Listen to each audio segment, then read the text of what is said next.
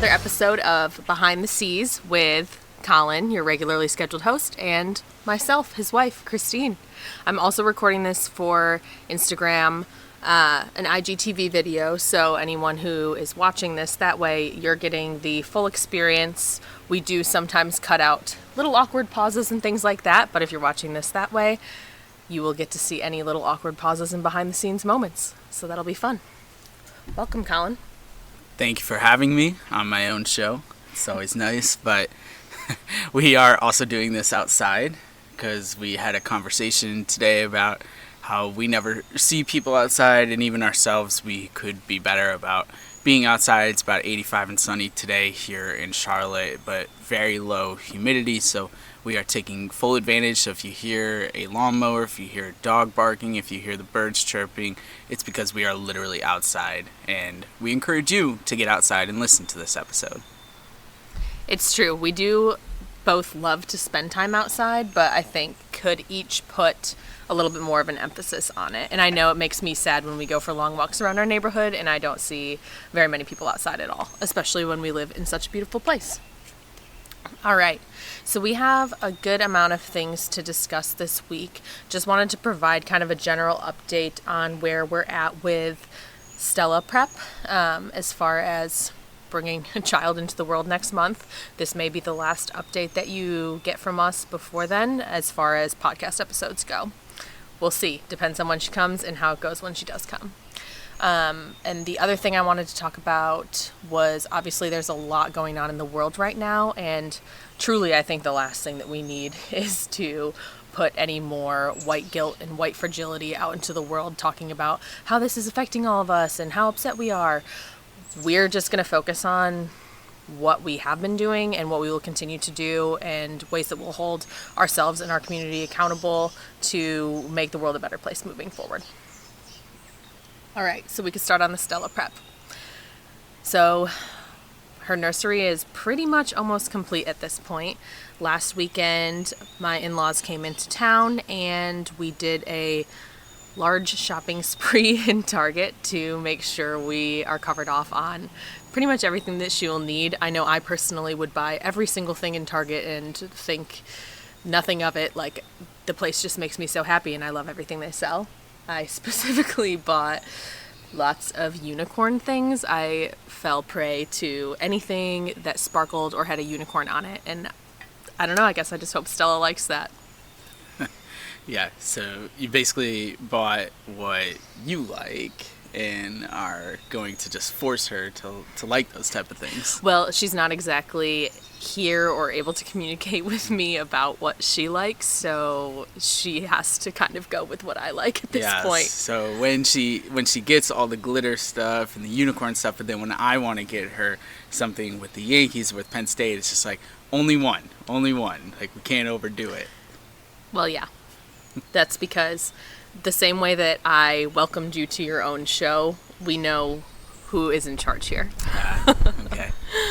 So while I was out doing that shopping spree, making sure we're covered off on everything, Colin was home having fun putting together Stella's dresser, which might be one of the nicest pieces of furniture in our entire house, because when we buy things, I tend to buy like on the trendier side, which means I don't care to invest that heavily in it because I'm not necessarily looking for a piece of furniture that I'm going to have for the rest of my life. I'm just looking for something that looks good now and honestly like is on the cheaper side. So Stella, we actually bought a wood dresser, and by we I mean my in-laws. My in-laws generously gifted her a real wood dresser, and she has a real wood crib, and basically all the nicest furniture in the house is definitely in her room. Yeah, and that dresser took about 3.5 hours to put together. That was by far the longest thing that we've put together. The dresser, bookshelf, crib, rocking chair. What else is in there that we've put together? I think those are all the furniture pieces. Yeah. We did have to like hang things on the wall, but that's not that complicated. Yeah. Strollers, put those together. Getting the car seat in the car, that was a little more complicated. Even though they make it basically idiot proof, it was like, wasn't idiot-proof enough for us, I guess, because it took us more than one try to get it in there, right? And technically, we still have to go bring it to one of those places that checks on the car seat safety to see that we installed it right. Yeah, and we're not even sure if we're going to be able to do that, because as of the time we took the class where they told us to go get that checked, they weren't open yet, and that was roughly about a month ago. So things have changed here in North Carolina, but you never know what's open these days and what's not. And technically we are on phase 2 of reopening, but if anyone has been watching the news, North and South Carolina are doing pretty terrible on the COVID front. We have had a lot, like a big surge in cases. I think we just had our highest number of hospitalizations in one day ever due to COVID. So I don't know what that means as far as things being open. I don't know if this is going to send us into regression. And for those who don't know, who are listening from outside of Charlotte, it's in North Carolina, but it's on the border of South Carolina, so that's why it's important to look at kind of both of those metrics, because it's literally on the border and lots of people come in from South Carolina too. Yeah, definitely a little scary knowing that we were at a good point and we opened up and now we're not really sure. And it's scary from the birth perspective, like what to expect in the hospital and how strict things are going to be. We don't really know. It just depends on when you go into labor and what the outlook looks like, obviously. But even just in general, like it's really it's tough because you want to get back to some type of normalcy. But we had a long discussion about this yesterday too, that it might have just been better to say that we needed to punt on 6 months out of the year and set that expectations for everybody versus, I mean, we had the president at one point saying we were going to open up after 3 weeks, and that I feel like from that point we really lost all the momentum that we had for people to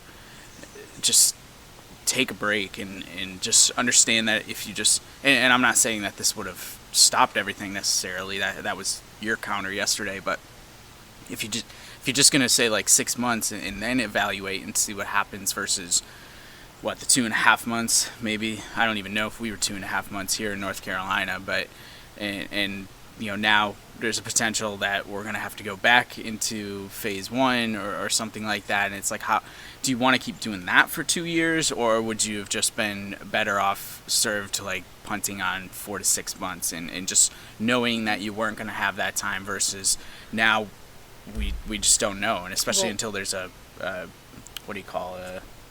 vaccine for it all. Well, would you have known even if we did take that 4 to 6 months, as I think the argument? And I personally don't want to give advice on what we should have done, only because I don't fully understand things, and it's clear that the people making the decisions don't fully understand things, and that's why decisions like this come into play. And it's a little bit like what we discussed yesterday.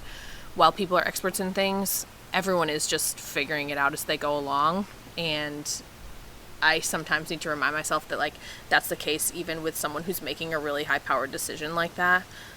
There's no handbook on how to do this. There's no handbook on how to do a lot of really complicated things, and this is one of them. And I think we're going through the best as we can. There's lots of things that could have been done better, but at the end of the day, I don't know what the solution is, so I'm just going to ride out with what's been doled out. This is where we'll have to agree to disagree, because I just don't believe that we've done the best that we can. I believe there are a lot of areas where we, as a country and as a society, have not even put in half the effort. And I mean, that's fair. That's actually a good point. And you were talking about the story yesterday, even though we're in phase 2, right, in North Carolina now, and somebody went around, one of the local newspapers, and went around yesterday, and I don't know how many people didn't it was, wear masks. There were only found 4 people were wearing masks in South End, which is a super busy area full of young people. But it's also, I mean, that was one of the biggest mistakes that we made early on, was we really pushed people to not wear masks and said that it didn't work. And then now we're coming out with all this stuff saying masks work, make sure you're wearing a mask in public. Okay, well, you're definitely going to lose people's trust, because even though you didn't know, or if you were putting that out there just to try and make sure that there were masks available for the people who needed them in the hospitals, that's still, you're going to breed a lot of mistrust, and people are going to not want to follow the directions when that's the case. Also, wearing a mask is like kind of a pain, so anything, we talked about this yesterday too, like anything that has slight friction, people are going to be like resistant to doing it. And obviously there's a large group of people out there right now who complain about wearing masks, don't want to do it. They tend to be the same people who like wanted things to be open for their haircuts and all that, but it's neither here nor there. I don't want to go down a whole COVID rabbit hole, but yeah, let's go back that's to where Stella. we're at. Yeah. Something that you said in there actually brought it back to, like what the birth process is going to be like. We did get more of our hospital bag packed, so a couple of interesting tidbits for people who don't know that much about labor and delivery, which I didn't until obviously I'm going to be going through it. You can be in labor for a really long time. Like, I have a friend who was in labor, shout out to Rachel, she's been on the podcast before. She was in labor for 38 hours, so that's obviously quite a long time to be doing something very uncomfortable, but you also don't like eat during labor. So I don't recall if it was past a certain point that you can't eat anymore, but basically the risk is that if you have a C-section, you could asphyxiate, so they don't want anything in your stomach. But like if you're in labor for 38 hours and that's a really like, birth is an athletic event, that's a long time to go without eating anything. So that was like a slight concern of mine, but also like, you're in a ton of pain. Are you really going to want to eat anything? I don't know. They did say that it can be nice to have things like lollipops, popsicles, clear drinks. So we picked up stuff specifically that I can have in the labor room, like Blow Pops, Tootsie Pops, some Gatorade Frost, because that is the ultimate Gatorade. I don't know why they make any other kind, but that's what we're packing for me in case I need anything. I think hospitals provide the popsicles, so obviously that would be kind of hard for us to pack. So, although they did tell us to bring a cooler, because more for me, I think, than anything else. Although, so the hospitals around here, like the hospital we're going to has a Panera in it, but it just recently reopened, and again, who knows if things really do regress and they continue to trend in the negative direction that they are right now. We might go back to the way that it was, where there was nothing open. They're not letting the spouse or the significant other out of the hospital. Once you go in, you're kind of stuck in there. So, but in addition to those things that Christine mentioned, Quest bars and just Uncrustable PBJs, frozen ones. So we will be bringing a cooler, most likely, no matter what, because even if things kind of even out, we're still not going to be totally out of it, and it doesn't seem like the hospital, and I'm not really that comfortable going in and out, and I just in general want to be there. So it's really, I don't know that people are accustomed to bringing coolers in when they are giving birth, but that is definitely something that we've had to do. So we got like a little list of what we need to put in the cooler, what we need to put in our hospital bags, just everything all set up, because some of that stuff we can pack ahead of time. Some of it, like phone chargers and deodorant and things like that, we're not gonna pack ahead of time. So it's, instead of being in a flustered state when Christine goes into labor, for me it's just easier to have the list so I can easily access it, know what I need to grab, what's not already in there, pack it real quick, and just move on from there and be able to help support her through the labor process. But it's all coming pretty fast, but it's all coming, I think, together pretty nicely too. Like, I feel like we're in a really good spot for her when she gets here. We're both probably as confident and as ready as we can be, and we have everything set up as much as I think we can have it set up, and we can post pictures and show everybody Stella's room, which is now, like Christine said, probably the nicest room in the entire house. But it's all coming together, it's all coming quickly, although I think if you asked either one of us, both of us would like to be on the other end at this point. Like, we're just ready. Yeah. Oh, that reminds me, before we move completely off the topic of what is in the cooler, the most important thing that's coming in that cooler is actually Jalapeno Pale Ale from Birdsong Brewery, which is a local brewery. It is one of my favorite beers, and I want a beer after labor. What I really want is like a craft cocktail, spicy marg, but you got to work with what you can get. And this is probably my favorite portable drink that I could have. So we're bringing that in. Is it legal to drink alcohol in the hospital? I have no idea. Will I be told that I can't drink it? I will not be told that. So I will be having that beer afterwards. For all of you that know Christine, she's a big talker. She will be immediately so embarrassed that true. Somebody yells at her. She'll be like, oh my, here. Yeah. It was his. Yeah. Yeah, you're right. I don't like to be yelled at, but I really would like to enjoy that beer. Okay, so that's that. And then the last thing I wanted to touch on Stella-wise was just that we got the snoo. We will be providing some more thoughts on how it works after she's actually sleeping in it. But just a quick recap for people who don't know what this is. It's a pricey bassinet that the baby sleeps in for 6 months. And it auto rocks when it hears the child crying. So it has like different rocking settings, and it will basically like rock harder and increase the white noise based on how much the baby's fussing. So I have a few friends who have used it and said that they have really good sleepers. They're not sure if their kids just were really good sleepers and they happened to get the snoo, or if the snoo helped transition their kids into being really good sleepers. Either way, seems like a good idea to me. I'm willing to give it a shot.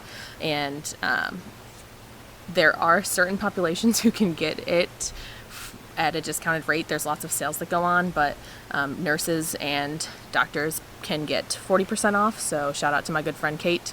She hooked it up by helping me with the 40% off discount because she is a nurse.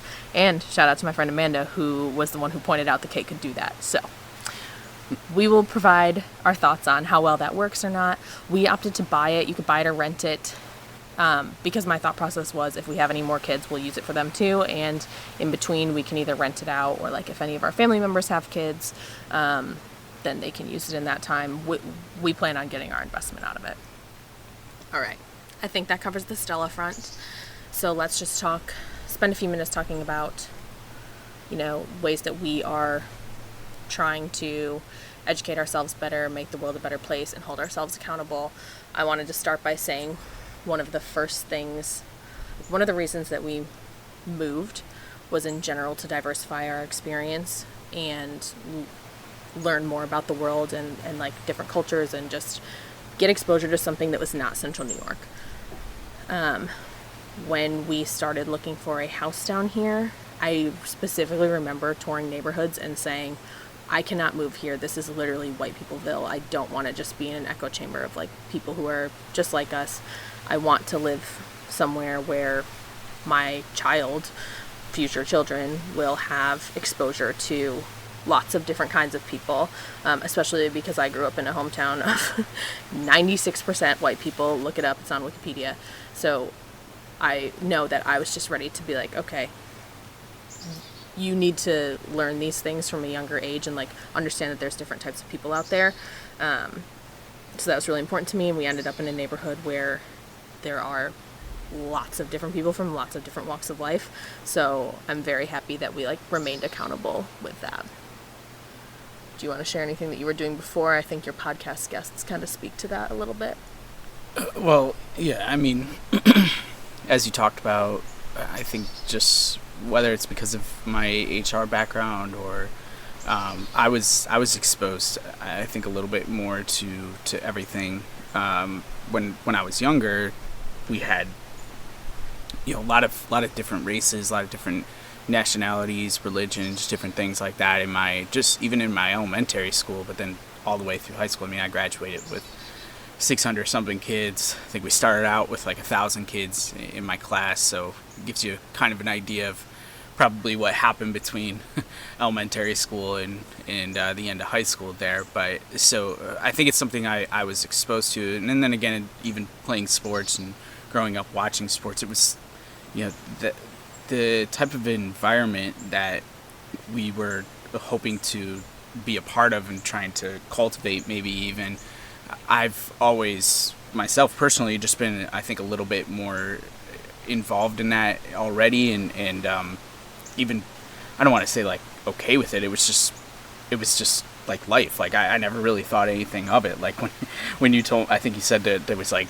you know, one black kid or something in your high school, like I just laughed because that was not my experience. There's growing one up. half black family. Yeah. So regardless, it just was not my experience growing up, and I'm not saying that I was perfect or am perfect in what I could be doing better, and I think that's the point of this all. But it was important, I think, for us to reflect and know that we had some of the stepping stones in place, that we knew what we wanted to do, we knew where we wanted to be, and I do that type of stuff in my work as well, and I'm very purposeful about it, not just on the podcast, but the people that I work with, the people that I interact with as well. I'm a white male, so you know I'm the majority of the problem out there, and I've had this conversation before, and you've probably heard me talk about it on my podcast even before things, you know, picked up a little bit over the course of the past 3 weeks or so, that I never wanted this platform just to be an extension of that. Yes, I am a white male. Yes, I am a host. But that's why I give the voice and I give the platform to so many other people, mainly women. But it's important now, I think more than ever before, to really, you know, take time and reflect and say, are you doing everything that you can? You as an individual, are you doing everything that you can? Are you calling out family members when they say that at the Thanksgiving dinner? Are you just letting it happen? I think for so long that, you know, myself included, it's just so easy for us because we don't have to. But it's a really interesting time, and I've just listened and watched so many different things. I think one of the more interesting things, and then I can hand it back to Christine, is a conversation on R2C2, which is a podcast with CC Sabathia, used to be a pitcher for the Yankees, and Ryan Ruocco, who's an analyst for the Yankees, and they brought on 4 other former major leaguers, and one of the major leaguers, Cameron Maybin, who also played for the Yankees in the past, was talking about it as a black man himself, how he had to re-educate himself since this incident with George Floyd, and everything's really picked up, and he's learning, you know, his constitutional rights and what this all means for him as a black person. And that was a really interesting perspective. I never really thought of it in that way as well, and it was just really interesting to hear that, and then to hear CC Sabathia talk about his oldest son is 16 years old, and he's like, yeah, it's not just about teaching him how to drive, it's about what to do if you're pulled over, how not to get, you know, shot and killed by the police, how to navigate through that. Like he said it, he's like, I shouldn't even be fucking having this conversation with my son. Like, he's pissed off about it, and rightfully so. And so I think there's a lot of really good discussion, and I think to many people who have made this point, I'm not the first person to point this out, I think our generation, even the generation after us, is a little bit different than in the past, and we're more willing to have these difficult conversations and really push the envelope. And I think you're seeing that in the response to everything, and I do hope that it changes what this society is like, because it's just heartbreaking to think that we live in the same type of environment that it was in 1968 when Martin Luther King was assassinated, or that, you know, maybe we're like a step or two better than we were in the 1800s, but I mean, just really not where we should be. And I think that a lot of it has to do with this racism that's really prevalent in this world, and especially in this country. And I think that if you don't believe that, and if you don't believe that you're part of the problem, then you really need to step back and probably reevaluate some things. So and that gives a good introduction to kind of like educating yourself that I wanted to talk about. Yeah. Because I think part of why people don't see this as that big of a problem, or haven't for a long time, is because people's views and thoughts of racism were like the very direct things that are obviously racism, like using the N-word, like just very like overt racism, where there's a lot more insidious, systemic racism that people have just been ignoring for a long time and benefiting from a long time. And that's where I want to focus, is on like understanding all of that and trying to change those systems to put everyone in a better place. So, and put us on more equal footing. So I know that my library is not the only one doing this, but the Charlotte Mecklenburg Library has put lots of anti-racism books on, available for free. Obviously the library is always free, but usually you would have to wait for an ebook to arrive, wait for the 17 people who had already downloaded it to return it, and then you'd be on the list and get it. They've eliminated the list process, so anyone can just download these. So I've downloaded White Fragility and How to Be an Anti-Racist, so hopefully those will help in the education process so that I can better learn what to do, because I want to use my voice and I want to use it in a way that has the right impact, not just the right intention. So that's one way that I know I'll be educating myself and then trying to bring that into the family. I plan on mixing up the kinds of books that Stella will be reading, making sure that she's educated on the subject as well. We're sending her to a daycare where she's not going to be surrounded by a bunch of white children who look exactly like her. In fact, pretty much the opposite. So hopefully she'll get lots of exposure to lots of different kinds of people from a very young age and learn that everyone should be treated equally in that way. We've also committed to, when people say things in our presence that are overtly racist, having that conversation.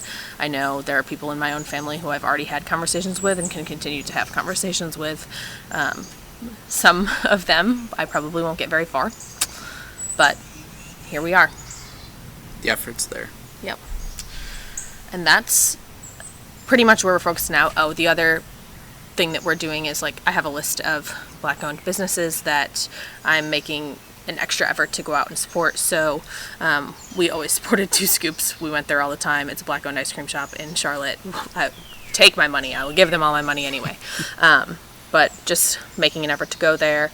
There's a few restaurants that are on a list that I just have that I want to go to, like Stats is nearby us. Pop Bar is a gelato on a stick bar.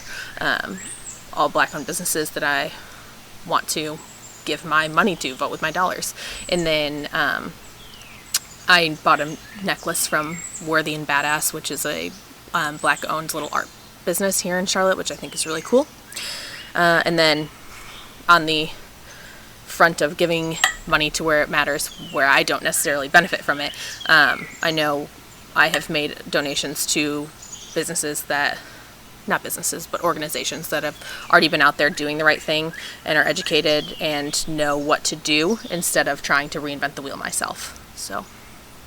And the class too that you took. Oh yeah, I took a class here in Charlotte. It was a virtual class. It was taught by Rebby, who is a yoga teacher down here. It was about race and gender bias. Rebby's pronouns are they, them, theirs. So it was interesting to hear about both the gender perspective and the race perspective from Rebby. And we had white accountability groups after that, where we met in smaller groups and talked about the ways that we're going to hold each other accountable. And I made some good connections from that I will hopefully continue to learn from. And Colin sat in on that with me too, so. Yep, a lot of really good listening and learning with that, and just as much as we can, like we talked about earlier, and I think that it's very easy to look at the coronavirus, the pandemic. It's very easy to look at this anti-racism movement and see the negatives, and I just don't believe in that.